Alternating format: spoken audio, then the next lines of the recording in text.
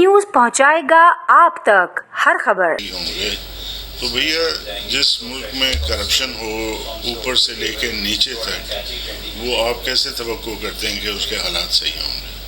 کیونکہ اگر آپ کی معیشت ٹھیک نہیں ہوگی، اور کرپشن میں معیشت ٹھیک نہیں ہو سکتی، کیونکہ جو وسائل ملک کے وسائل ہیں وہ افراد جو کہ طاقت میں ہوتے ہیں یا پاور میں ہوتے ہیں یا اختیار رکھتے ہیں، اگر وہ ہڑپ کر رہے ہیں تو ملک تو کنگلا ہو جاتا ہے، اور لیکن افراد جو ہیں بہت امیر ہو جاتے ہیں. اس ملک کے ساتھ المیہ یہی ہے کہ شروع سے لے کر قائد اعظم کے بعد یہ ملک کرپشن کی زد میں آ گیا. لوگ بہت امیر ہو گئے جو اقتدار میں تھے، اور عوام جو ہے وہ غریب سے غریب تر ہوتی چلی گئی. اب یہ کہتے ہیں کہ جو غربت کی لکیر سے 60% زیادہ لوگ غربت کی لکیر کے نیچے ہیں. تو ایسے حالات میں یہ امید کرنا کہ راتوں رات یہ ملک ٹھیک ہو جائے گا، یہ میں سمجھتا ہوں کہ کوئی عقل مندی نہیں. یہ بات کر رہے ہیں کہ بیرونی امداد آ رہی ہے، سعودی ڈیلیگیشن آ رہا ہے، ایرانی ڈیلیگیشن آ رہا ہے، لیکن وہ آپ کو ادھار اگر دیں گے تو مزید جو ہے ملک ادھار کے دلدل میں پھنستا چلا جائے گا اقتصادی طور پر، اور مجبور ہو جائے گا.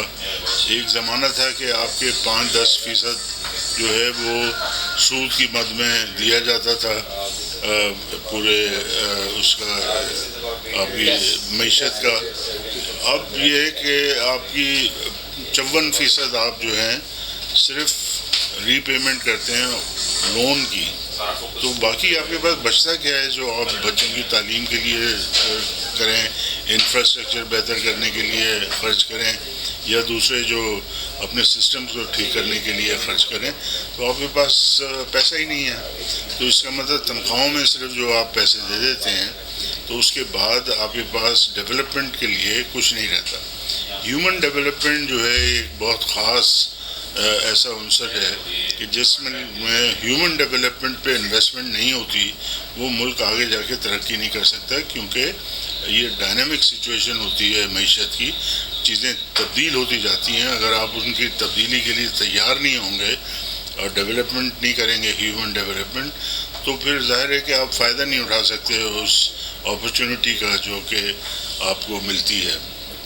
تو یہ بہت ہی مشکل اور دکھ کے ساتھ کہنا پڑتا ہے کہ کرپشن نے اس ملک کو جو تباہ کر لیا. اور دوسرا سوال یہ ہے کہ سر، پیپلز پارٹی کئی سالوں سے سندھ پہ قابض ہے، لیکن سندھ والوں کو کچھ دے نہیں رہی ہے سوائے بسوں کے. آپ کیا سمجھتے ہو کہ یہ کب تک ایسا چلتا رہے گا؟ لیکن یہ المیہ ہے، پیپلز پارٹی نہ صرف 15 سال سے مسلسل حکومت میں رہی ہے، بلکہ اس کے پہلے بھی 2 مرتبہ ان کی حکومت آ چکی ہے، 2-3 مرتبہ.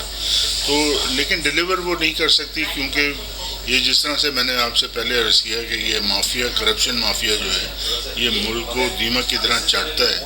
تو پیپلز پارٹی سر فہرست ہے ان دیمک زدہ جو سسٹم ہے اس میں.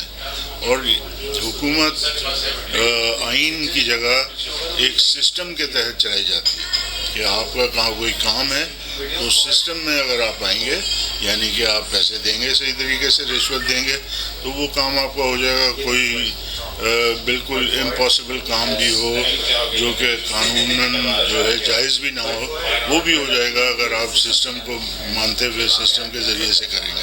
تو یہ پیپلز پارٹی اس کی نے بنیاد رکھی ہے اس سسٹم کی، اور پیپلز پارٹی ہی ذمہ دار ہے اس ملک کو تباہ کرنے کی. اور سر دوسری بات یہ ہے کہ الیکشن سے پہلے جے ڈی اے بہت پاور میں تھی، لوگ پسند بھی کر رہے تھے سب کچھ، لیکن ووٹنگ کے بعد ووٹ کچھ نہیں ڈالا. کیا وجہ ہے؟ دیکھیں، اب وہ تو اس ملک میں یہ تاریخ جو ہے وہ سانحوں سے اور عجیب عجیب جو معاملات ہو جاتے ہیں اس سے بھرا ہوا ہے کہ ہماری تاریخ بھری ہوئی.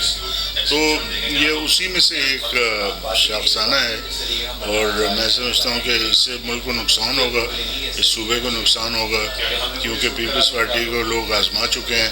جس طرح سے سیلاب زدگان کے ساتھ انہوں نے جو رویہ تھا کہ لوگوں کے گھر لٹ گئے، لوگوں کے مویشی جو ہے ڈوب گئے، زمینیں جو ہیں وہ غرق ہو گئیں، لیکن گورنمنٹ ان کی مدد کے لیے نہیں آئی، اور وہ سڑکوں پہ بیچارے بیٹھے بیٹھے تھک ہار گئے. تو یہ پیپلز پارٹی پر انحصار کرنا ان لوگوں کا جو کہ رزلٹس بناتے ہیں، تو یہ ملک کے ساتھ میں سمجھا جاتی ہے. اگر اس کی جگہ جی ڈی ہوتی، آج لوگوں کو ریلیف دینا شروع ہو جاتے ہم، اور لوگوں کی بہتری کے لیے کام جو ہے ہم کرنا شروع ہو جاتے. تو بہرحال ابھی ہم دیکھیں گے، اور اب ہماری میٹنگیں ہو رہی ہیں کہ ہم کیا لائحہ عمل بناتے ہیں اس کی خلاف، اور کس طریقے سے اس زیادتی کو ہم کم کریں. تھینک یو سردار صاحب کہ آپ نے سٹی نیوز کو ٹائم دیا. بہت شکریہ آپ کا، بہت شکریہ آپ کا.